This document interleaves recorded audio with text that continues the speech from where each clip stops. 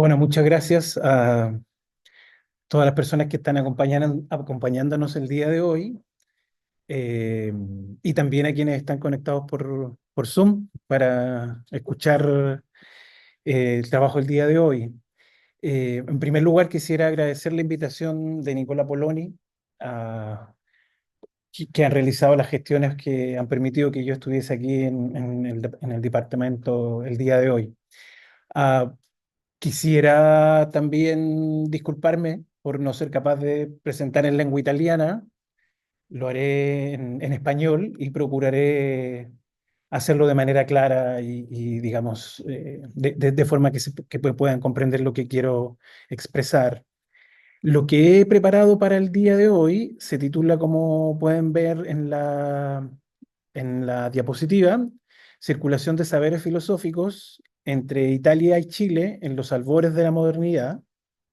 Y en lo que van a oír, pretendo ofrecer resultados tanto de una investigación que ha finalizado recientemente, como también de las líneas de trabajo nuevas que se desprenden de ella.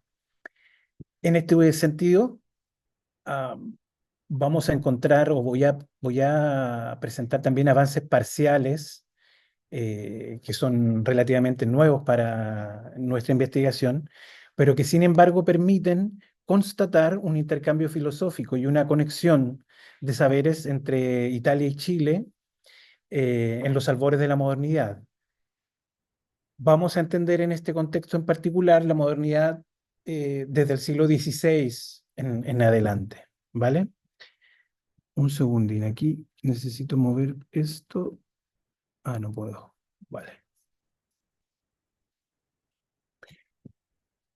Lo primero que quisiera presentar son algunos antecedentes generales que enmarcan la presentación del trabajo del día de hoy. Y en un primer dato importante se relaciona con la dependencia administrativa, cultural y en ese contexto también filosófica de lo que fue Santiago de Chile o la Capitanía General de Chile con respecto a el Virreinato del Perú y su capital, Lima. En estas diapositivas pueden ver el escenario geográfico en el que se desarrolla las acciones o la actividad que voy a referirme el día de hoy. Pueden ver en la imagen izquierda una relación de toda América del Sur, en donde he destacado Lima en el norte y Santiago de Chile más al sur. Y en la imagen de la derecha pueden ver un acercamiento, ¿no? Hay aproximadamente unos 3.500 kilómetros entre Lima y Santiago de Chile, am, con lo cual, ya sabiendo de qué sitio geográfico estamos hablando, eh, podemos continuar, ¿no? Entonces, así como este escenario geográfico, convenía señalar que en la capital del virreinato, en Lima, la imprenta se instaló en el año 1584, que resulta muy temprano en comparación a cuando este sistema llegó a Santiago de Chile, porque fue en el año 1811, es decir, ya iniciado el siglo XIX. Es justamente este hecho el que va a resultar de muchísima importancia para esta investigación en particular y para una línea de trabajo en general sobre la actividad académica y filosófica en América del Sur. Porque al no haber un sistema de imprenta, toda la documentación manuscrita, incluyendo la filosófica, cobra muchísima importancia. Más aún cuando añadimos el dato de que se conserva no solo documentación manuscrita, sino también impresa, que no ha sido completamente revisada, no solo en Santiago de Chile, sino que en Lima y también en otros países como México, Ecuador.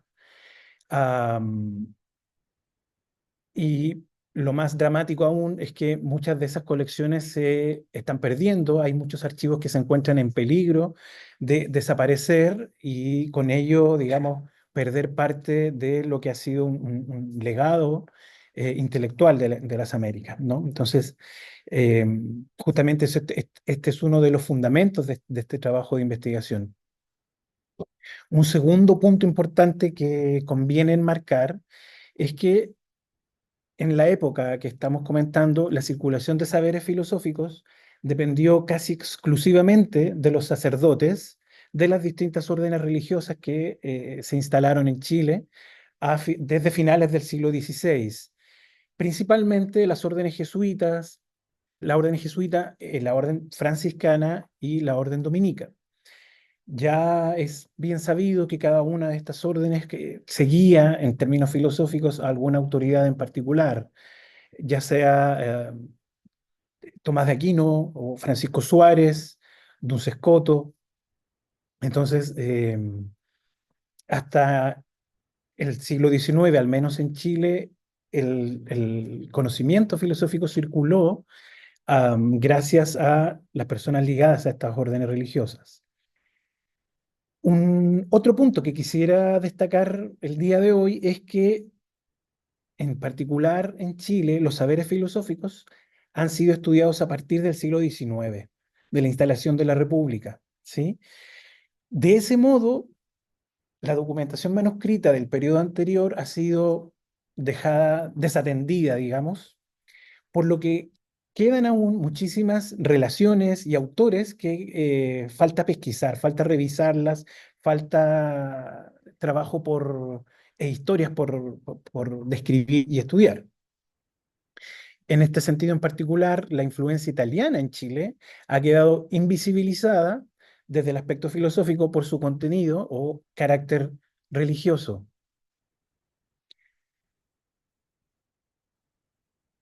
Lo anterior podría explicarse por los juicios lapidarios sobre la actividad filosófica de la historiografía, en particular, en el siglo XIX e inicios del XX, ¿sí?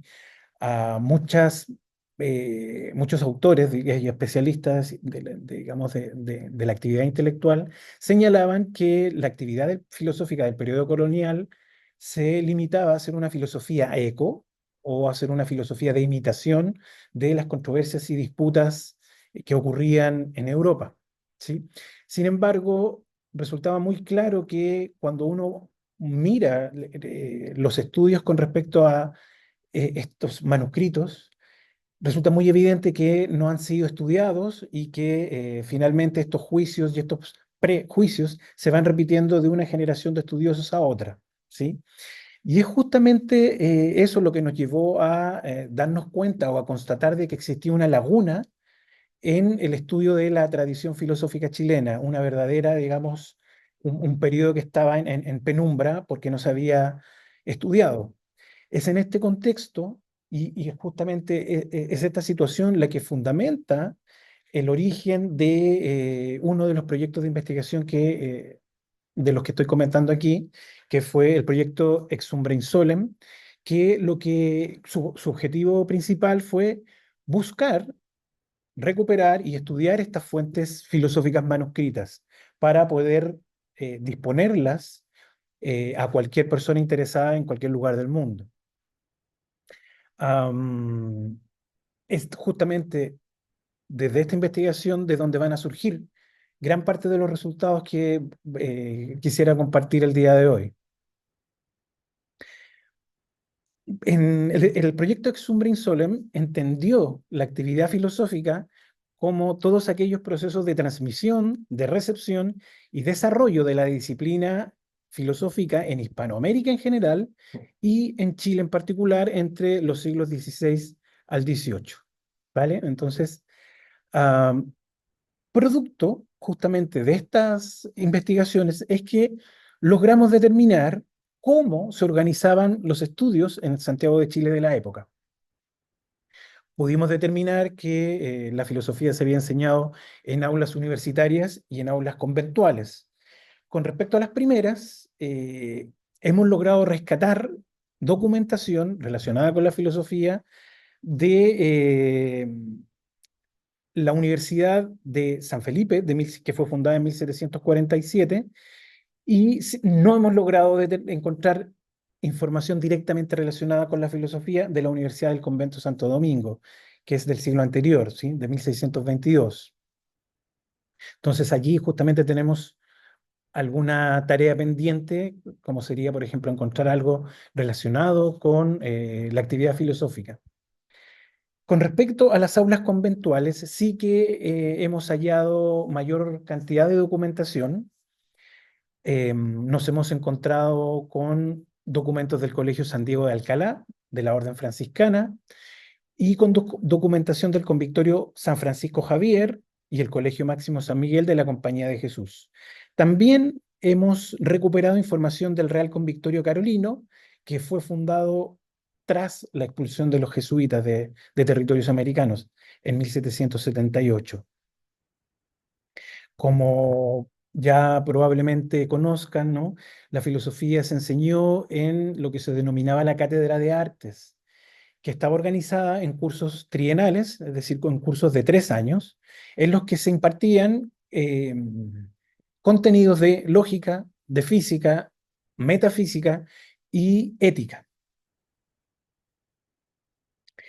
De este modo, con el proyecto que vengo comentando, pudimos rescatar documentación de la tradición escolástica en Chile colonial, en particular de el Colegio Máximo San Miguel, como pueden ver allí, de la Compañía de Jesús, y allí es donde hemos tenido más suerte, pues logramos reunir documentos entre los años 1698 y 1764, es decir, un par de años antes de la expulsión de la compañía. Documentos manuscritos, ¿sí? Y también, como ya he comentado, hemos hallado, en este caso para la Real Universidad de San Felipe, solamente un documento relativo con la actividad filosófica, es del año 1807, bastante tardío, pero podemos enmarcarlos dentro de lo que es la tradición escolástica. Asimismo, producto del trabajo de archivo y de la revisión documental que hemos llevado a cabo, también podemos dar cuenta de la renovación de la filosofía en términos de que hemos recuperado documentos, cuadernos, que dan cuenta de eclecticismo de eclecticismo filosófico y de alguna manera ya la introducción de conceptos de filosofía moderna. En particular de la institución Real Convictorio Carolino, ¿sí? Allí hemos encontrado información filosófica desde los años 1791 al 1798, es decir, hacia finales del siglo XVIII. Y esta institución resulta bastante importante porque allí van a destacar dos personajes que son los que pueden ver en la diapositiva. Comienzo por José Francisco Chaurren, de quien conservamos un curso trienal. Este es un personaje bisagra porque fue el último rector del Convictorio Carolino bajo dominación española y luego fue el primer rector del Instituto Nacional, que fue la primera institución en vida independiente, digamos. Entonces, es un personaje que lo hallamos escribiendo filosofía en latín y también en castellano. ¿Sí? Ese es el segundo personaje, que es Manuel Antonio Talavera, de quien conservamos un curso filosófico completo y otro incompleto. También resulta ser un personaje relevante porque él, al menos en el contexto de la Academia Chilena, es conocido como un primer cronista de la independencia de Chile, y se sabía que había estudiado filosofía y que había sido profesor de filosofía, con un estudio particular en Santiago de Chile en el siglo XVIII, pero ahora hemos podido estudiar con mayor profundidad uno de sus manuscritos que queda, ¿sí?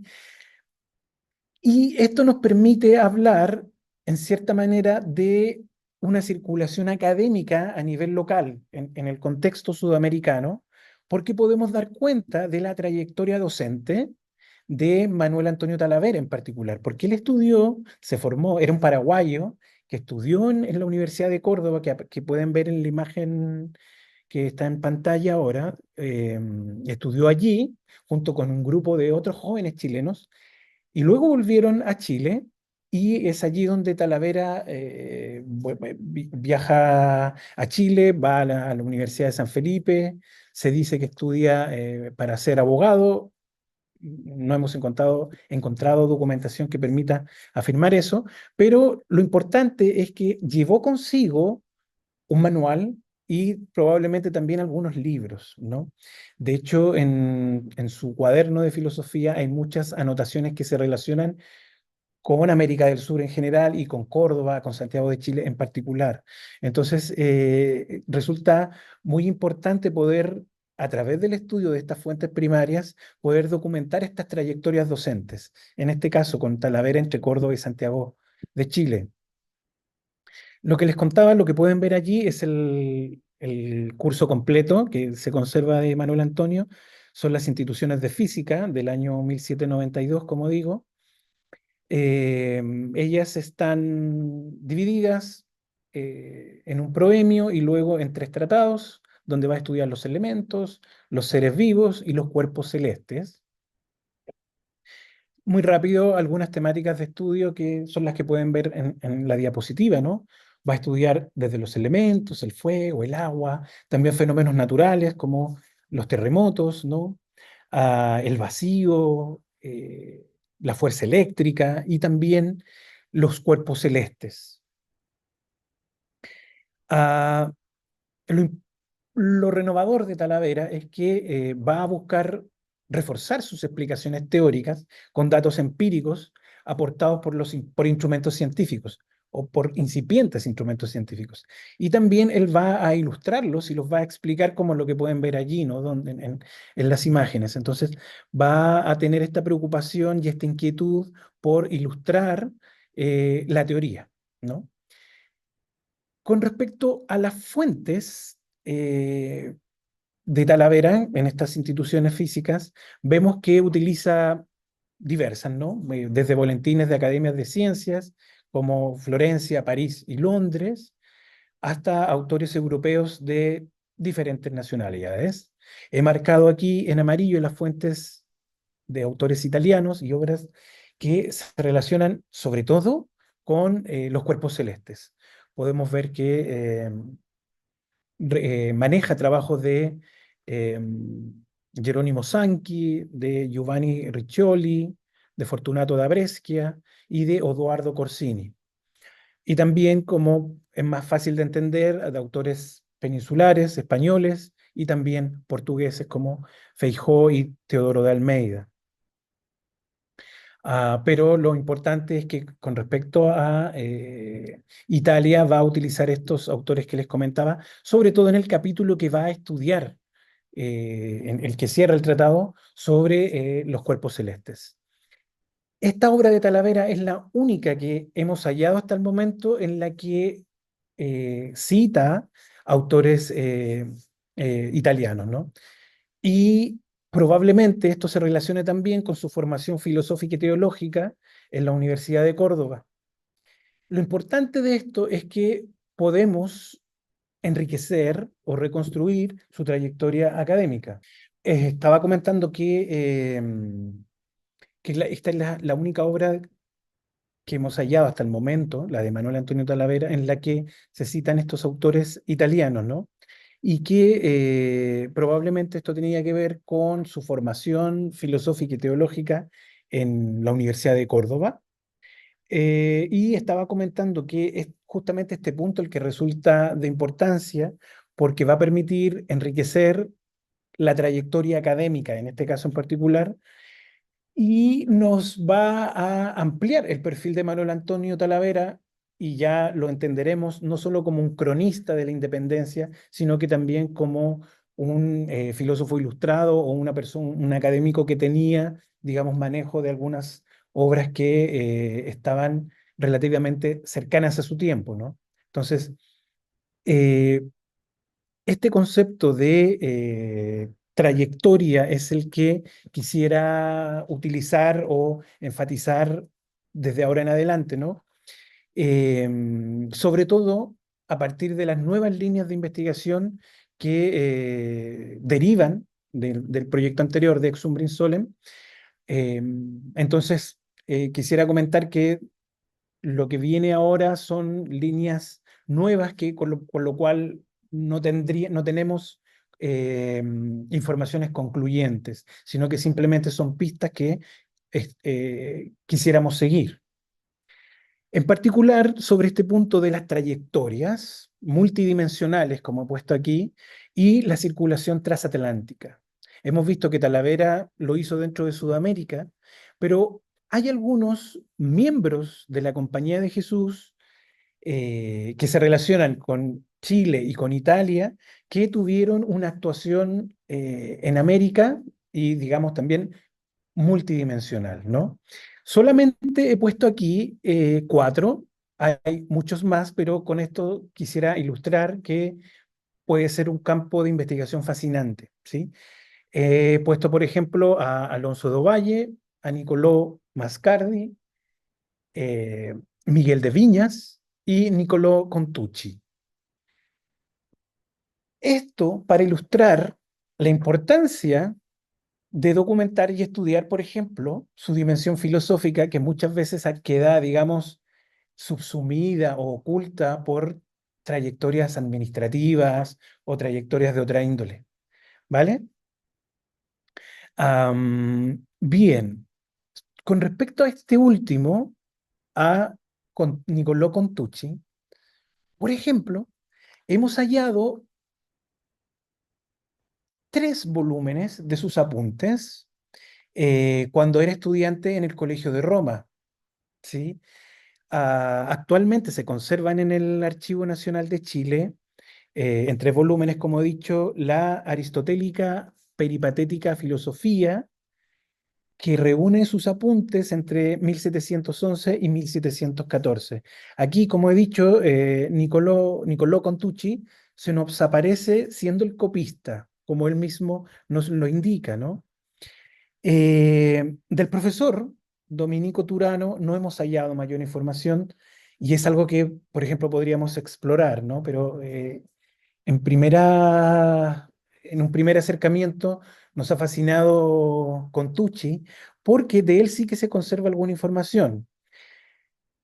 Se preserva hasta el día de hoy su carta indipeta, que digamos, en otros términos, la carta que él dirigió a las autoridades jesuitas para viajar hacia América, ¿sí? Hacia las Indias, ¿no? En este caso hacia América, y él luego va a tener una trayectoria bastante destacada en términos administrativos.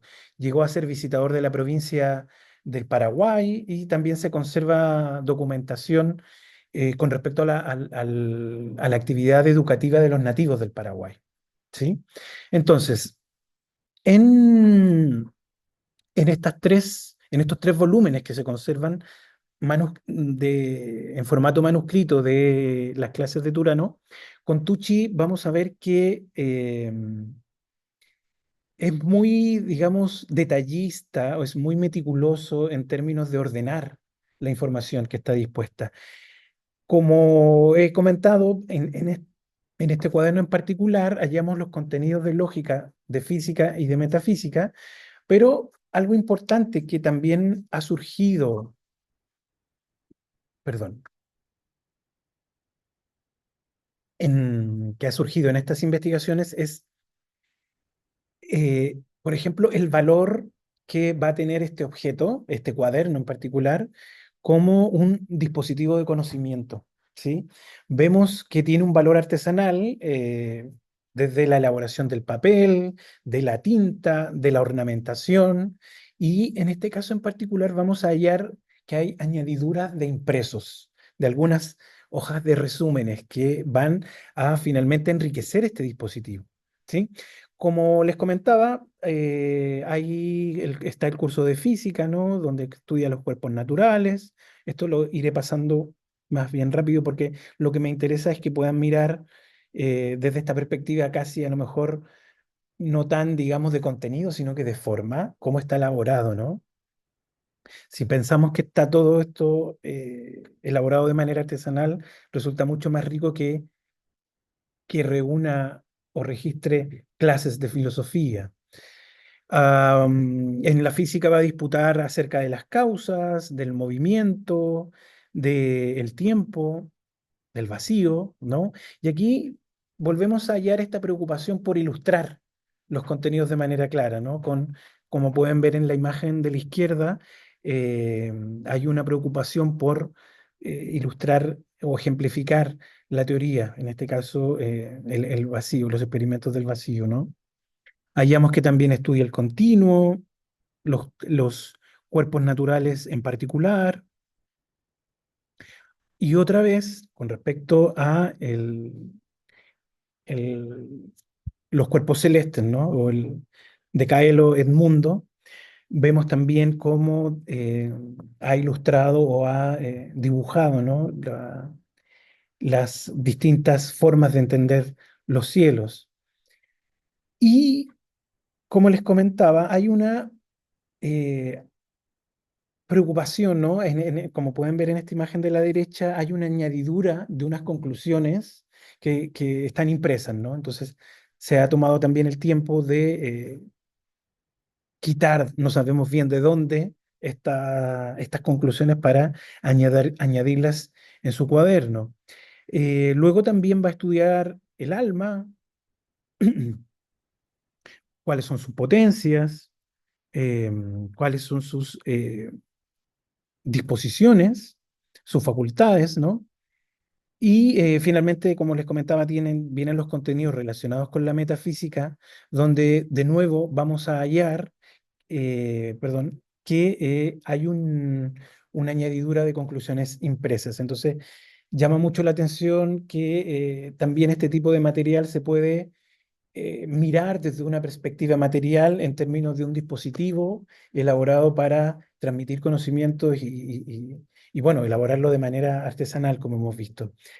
Creemos que este cuaderno que copió Contucci haya podido eventualmente ser utilizado como un modelo o reutilizado por alguno de los profesores del Colegio Máximo San Miguel, donde él también tuvo alguna trayectoria administrativa. Un segundo personaje que tuvo una interacción transatlántica y en ese sentido hubo una circulación de saberes es el español Miguel de Viñas, un jesuita que tuvo también una amplia labor en Chile de la época. Él actuó como procurador en Madrid y también en Roma y fue uno de los pocos filósofos en Chile que logró imprimir eh, algún trabajo filosófico. En este caso, él en Génova logró imprimir en 2 volúmenes de una obra, ¿sí? De la filosofía escolástica en 1709. Lo que ven en las imágenes es el tercer volumen que no llegó a imprenta, quedó de manera inédita y en formato manuscrito, ¿sí? Entonces, resultaría también de muchísimo interés poder dedicar tiempo a estudiar este tipo de obras que en este caso vendría a completar una trilogía, ¿no? Un, Otro personaje importante que he querido mostrar el día de hoy de manera muy panorámica es Niccolò Mascardi, un jesuita italiano que tuvo también actuación en Sudamérica y en Chile en particular. Ah, si bien no se relaciona directamente con la filosofía, lo rescato aquí por el valor que va a tener en términos, por ejemplo, misionales, y de él sí que se conserva documentación manuscrita. Él había ingresado en el Colegio Jesuita de Roma en el 1638 y fue un discípulo de Athanasius Kircher. Y por eso también vengo aquí a comentarlo porque tuvieron intercambio epistolar de correspondencia y Mascardi le proporcionaba información relativa a los astros, desde de lo que veía aquí en territorios americanos, ¿no? Ah, Mascardi asumió la convocatoria del jesuita chileno Alonso de Ovalle, que era el primero que comentaba, y acudió entonces como misionero al sur de Chile en 1652 a la misión de Buena Esperanza. Se dice que Mascardi dejó de lado digamos, carrera académica, porque había sido un estudiante brillante de Kierkegaard, dejó eso de lado para marchar a las Américas, ¿no? Am, Está documentado de que Alonso de Ovalle había llegado como procurador a Roma en el año 1642 y relató sobre los terrenos, los territorios americanos en su obra Histórica Relación del Reino de Chile, que es del año 46, de 1646. De hecho, Kierkegaard recoge algunas anécdotas y habla también de la obra de Ovalle en Mundo Subterráneo. Se cuenta que Mascardi oyó del propio Valle las lecturas de algunos de los pasajes de la histórica relación del Reino de Chile y fue allí cuando decidió hacerse misionero. Mascardi decía que buscaba estudiar la economía interna de la tierra y los escondidos secretos de la naturaleza, y es por eso que emprende viaje a Chile junto con Ovalle y José María Dami en 1646. Ah, Cuando ya estaba en la misión de Buena Esperanza, sin embargo, una insurrección indígena destruyó por completo la misión, como he dicho, en 1655, y con ello los objetos religiosos, los libros y también los instrumentos científicos. Más tarde, en 1662, Mascardiva fue rector del Colegio Jesuita de la ciudad de Castro, en el sur de Chile, en el archipiélago de Chiloé, y llevó también a cabo numerosas expediciones misioneras y científicas, fundando luego la reducción de Nuestra Señora del Nahuel Huapi en 1670. Ah,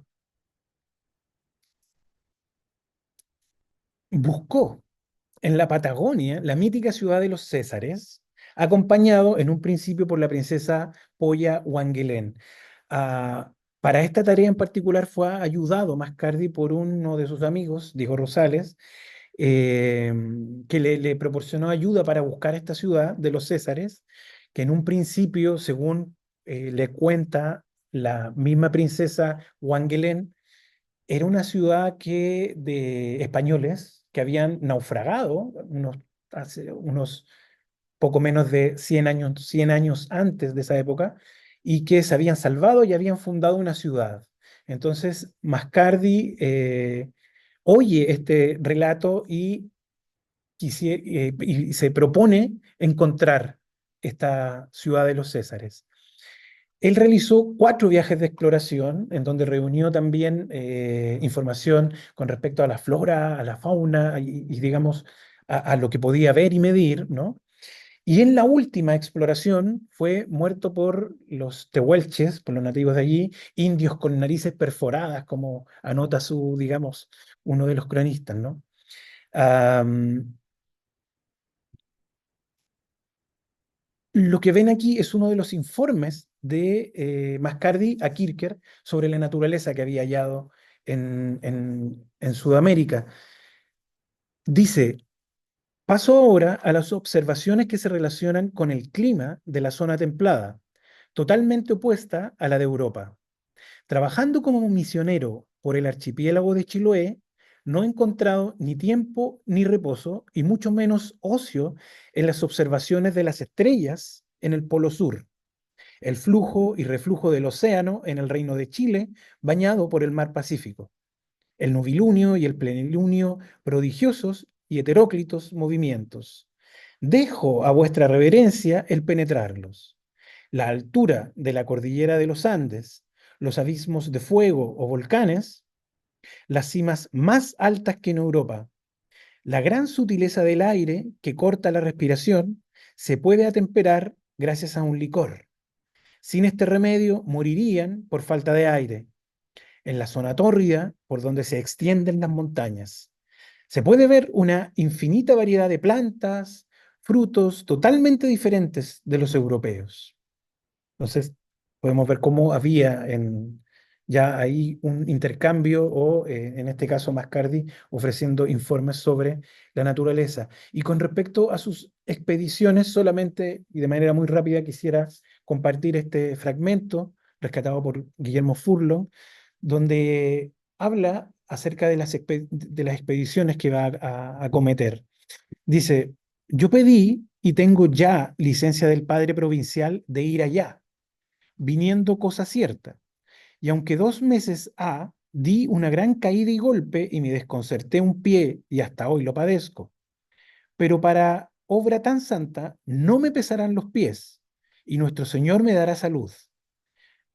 Ya he aprendido la lengua de los puelches y he hecho el catecismo y confesionario y gramática de esta lengua. Dios, nuestro Señor y la Virgen Santísima y nuestro Padre, San Ignacio y San Javier, me acompañen y favorezcan. Se dirá que me expongo a ser víctima de los bárbaros. Dichoso yo si lograra derramar mi sangre por Cristo. Ojalá que mi sangre fecundara aquella tierra hasta ahora estéril. Esta no ha de producir cristianos sin que sea regada con la sangre de los mártires. Quiera Dios aceptar la mía para tan santo objeto.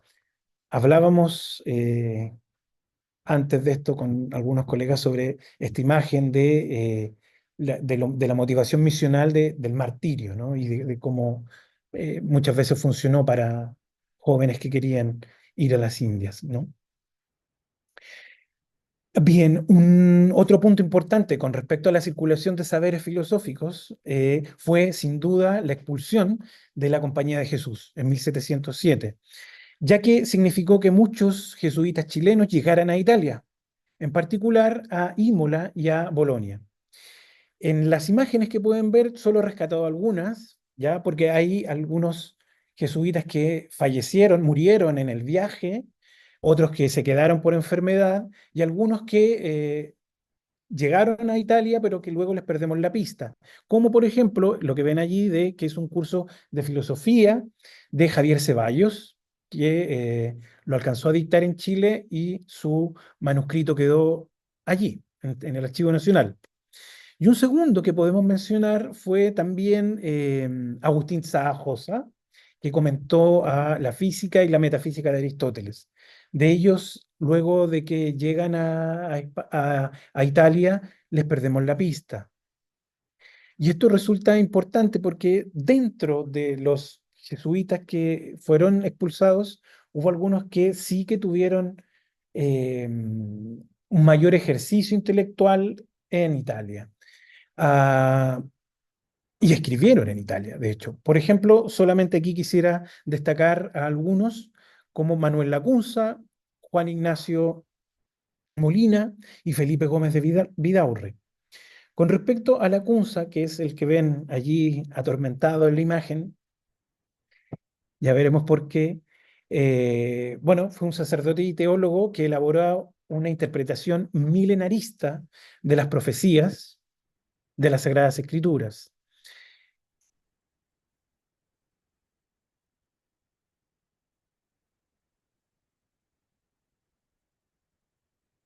Escribió hacia 1790, bajo el seudónimo de Juan Josafat Benesra, una obra que fue publicada de manera póstuma que se titula Venida del Mesías en Gloria y Majestad.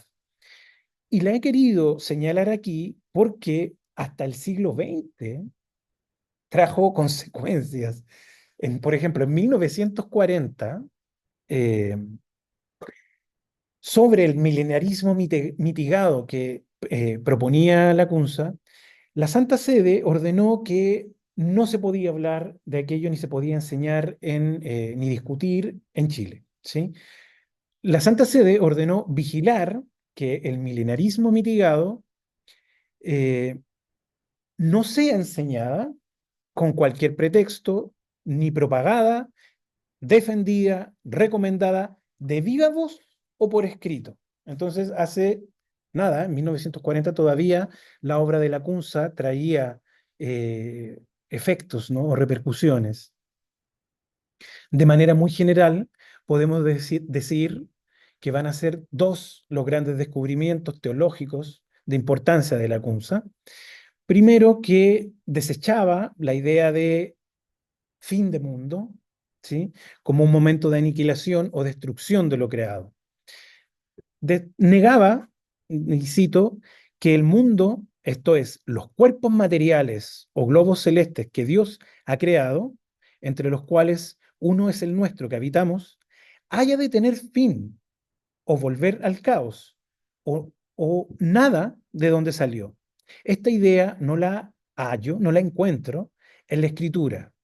Antes encuentro repetidas veces la idea contraria, y en esto convienen los mejores intérpretes. Y el segundo, como lo llama él mismo, descubrimiento de importancia es que va a establecer que las expresiones bíblicas fin de siglo presente y fin de mundo se refieren a dos cosas distintas, a dos momentos diferentes. La primera, fin del siglo presente, se refiere al término de una etapa de la historia humana que va a terminar con la venida de Cristo y el inicio de su reino en la tierra, acompañado por el juicio divino a los vivos. Y en cambio, la expresión fin de mundo se va a referir a la resurrección de los muertos y el juicio final, entendiéndolo como una transmutación del mundo físico al plano de lo eterno. Este suceso debía ocurrir tras los 1000 años del reino terrenal de Cristo. Otra dimensión de importancia, y por eso he querido mostrar a Lacunza aquí, es que también fue un cronista del destierro, y por eso esta imagen que ponía al inicio, ¿no?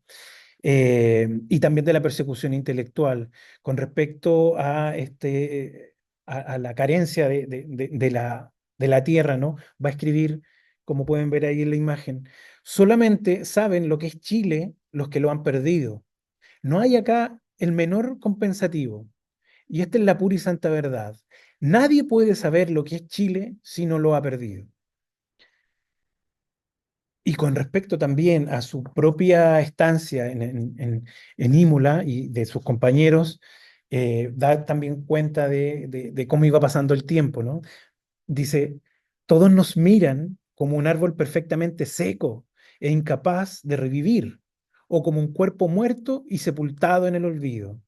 Entre tanto, nos vamos acabando. De 352 se refiere al número de jesuitas que salimos de Chile, apenas queda la mitad. Y de estos que quedan, los más están enfermos o débiles, mancones, dice, que apenas pueden servir para caballos yerbateros. O sea, estaban casi acabados, ¿no? Y este tal vez punto de añoranza o de crónica del destierro, tal vez llegue a su punto máximo en este pasaje que he puesto aquí, en donde podemos ver que hace una suerte de viaje imaginario de regreso a Chile. Dice, actualmente me siento tan robusto que me encuentro capaz de hacer un viaje a Chile por el Cabo de Hornos. Y pues nadie me lo impide ni me cuesta nada. Quiero hacerlo con toda mi comodidad. En 5 meses de un viaje felicísimo, llego a Valparaíso y habiéndome hartado de pejerreyes y jaivas, de peces y crustáceos, de erizos y de locos, de productos del mar, ¿no? Doy un galope a Santiago, va en caballo. Hallo viva a mi venerable abuela, le beso la mano, la abrazo, lloro con ella, abrazo a todos los míos, entre los cuales veo muchos y muchas que no conocía. Busco entre tanta muchedumbre a mi madre y no la encuentro. Busco a Solas Casas, a Varela, a mi compadre don Nicolás, a Azúa, a Pedrito y a mi ahijada Pilar y no los encuentro. Entro en la cocina y registro toda la casa buscando a los criados y criadas antiguas y no encuentro sino a la Paula y a la Mercedes. Pregúntole a esta dónde está su señora y a la Paula, ¿dónde está su amo Manuel Díaz? ¿Y dónde está mi mulato Pancho? Y no me responden sino con sus lágrimas, y yo los acompaño llorando a gritos, sin poder ya contenerme más. He puesto este pasaje por la añoranza, digamos, de no volver, ¿no?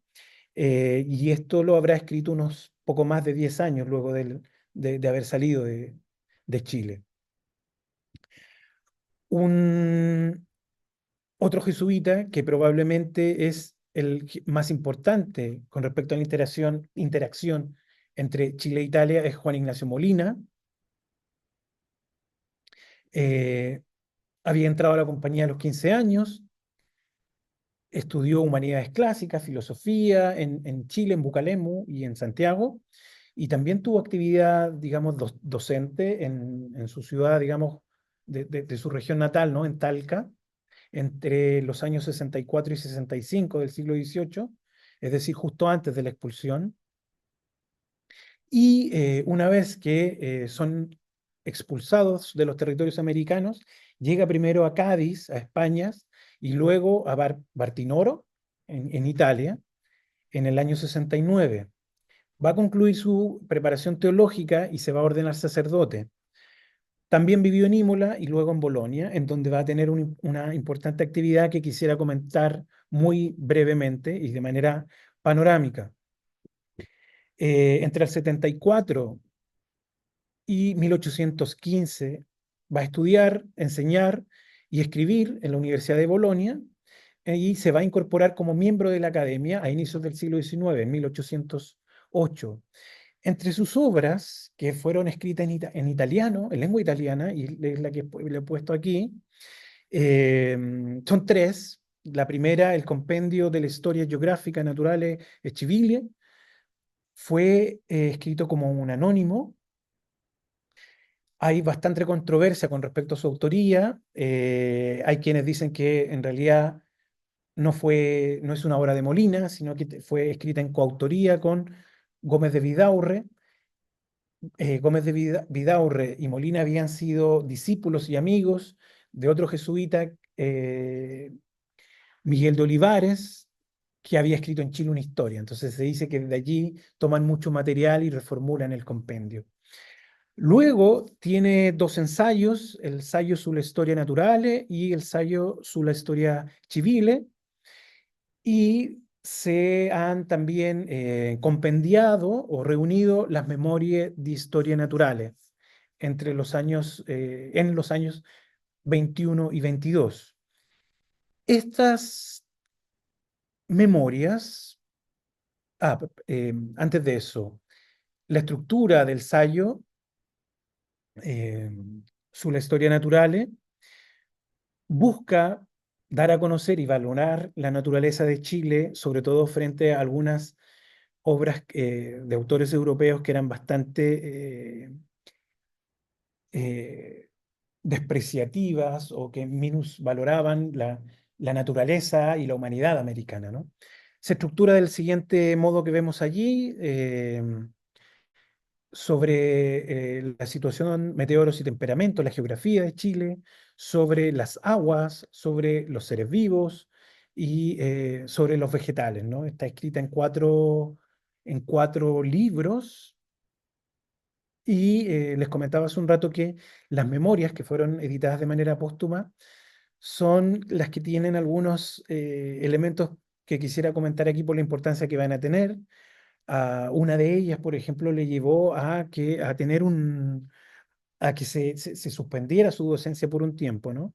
La memoria sexta, no la leeré en italiano para las analogías menos observadas de los tres reinos de la naturaleza, porque va a aparecer como un precursor de las ideas evolucionistas, ¿no? Y fue acusado ante la Inquisición por Camilo Ranzani, que era el censor de la universidad, y aquí cito, sostener que la materia tenía principios de vida y que eran sensibles los metales y también las plantas. Sí, entonces esa idea no gustó nada y fue, digamos, también sometido a inspección, ¿no? Y eso, como les decía, afectó su docencia. En términos de fuentes, va a deber muchísimo a otro jesuita, a José de Acosta, sobre todo a la historia natural y moral de las Indias. Y está allí el pasaje que probablemente leyó con detención Molina, ¿no? El libro cuarto y el capítulo primero. Otra de las memorias importantes es aquella donde trata sobre la propagación del género humano, porque va a plantear una teoría sobre el poblamiento de América, va a reconocer tres vías: el estrecho de Bering, el Océano Pacífico y a través del noroeste de Europa. Y lo he rescatado aquí porque va a señalar que peruanos y chilenos serían de un origen greco-indio, provenientes de una emigración contemporánea a la excursión de Alejandro hasta la desembocadura del Indo. He puesto aquí un pasaje donde comenta Molina que la estructura de su lengua, que dispone de duales, aoristos, participios para todos los tiempos, de todo tipo de composición y, lo que es más admirable, de gran cantidad de vocablos netamente griegos y con la misma significación, no dejan duda alguna sobre su origen greco-indio. Entonces hallamos bastantes, bueno, como producto también de su época, ¿no? Hay bastantes temas que se van cruzando, ¿no?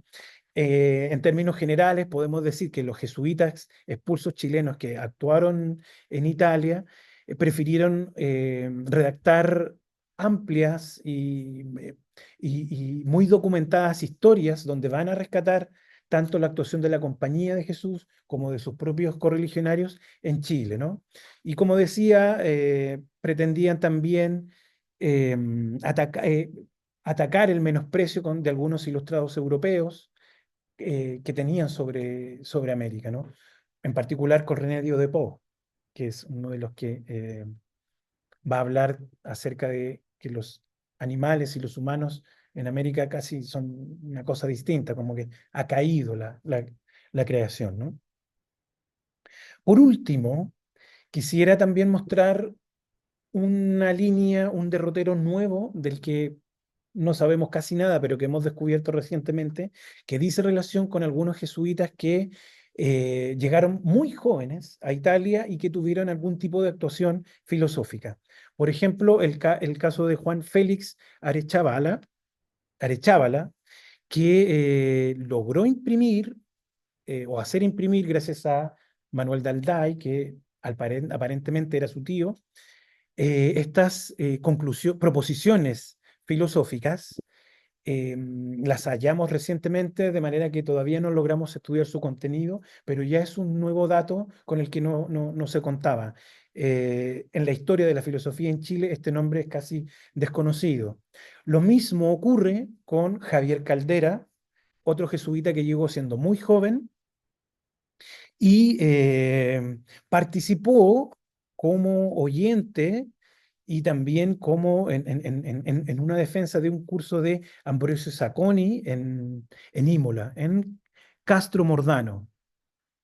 Entonces, como digo, hemos hallado estos documentos recientemente, no hemos entrado todavía a ver de qué se trata, pero ya podemos ver que además de Lacunza, Molina, hay algunos más jóvenes que también aparentemente algo realizaron con respecto a eh, la actividad filosófica. Esperaría en una próxima oportunidad poder compartir qué hallamos de estos autores. Finalmente, con respecto a las conclusiones del trabajo que he querido presentar el día de hoy, es que resulta vital atender a su rescate y valoración, dadas las condiciones materiales de muchos de estos documentos, ¿no? Tras poco más de 3 siglos, muchos de ellos ya están muy afectados por humedad o por hongos o simplemente por el paso del tiempo, y si no se rescatan ahora, se van a perder para siempre. Un segundo elemento es que, como he intentado mostrar aquí, este tipo de material de documentación primaria permite un abordaje de estudio integrativo en donde pueden converger las perspectivas filosóficas, históricas, filológicas, educacionales, artísticas, si se quiere, am, como por ejemplo con la caligrafía o el lenguaje que se utiliza, o las, el estudio de las abreviaturas que van apareciendo en los diferentes manuales. Y lo último es el valor artesanal y estético. Como hemos visto aquí, la exploración de los fondos antiguos resulta vital para este tipo de trabajo con documentación primaria, porque también permite reconstruir o enriquecer estas trayectorias académicas con las trayectorias administrativas, ¿no? Entonces, muchos de estos cuadernos también son una suerte de dispositivos de conocimiento que han sido elaborados con mucho detalle, con mucho cariño, casi incluso podríamos decir, y algunos de ellos son pasados de un estudiante a otro. No puedo dejar de recomendar e invitar a revisar el material que hemos logrado recopilar durante estos años de investigación y que está disponible en el blog de nuestro proyecto, que es Exumbrin Solem, y también en el canal de YouTube. Así que les dejo cordialmente invitados e invitadas a poder revisarlo, em, porque está allí, digamos, esperando a que este tipo de información pueda ser socializada y que no se quede allí. Así que con esto les agradezco la atención que han tenido el día de hoy. Muchas gracias.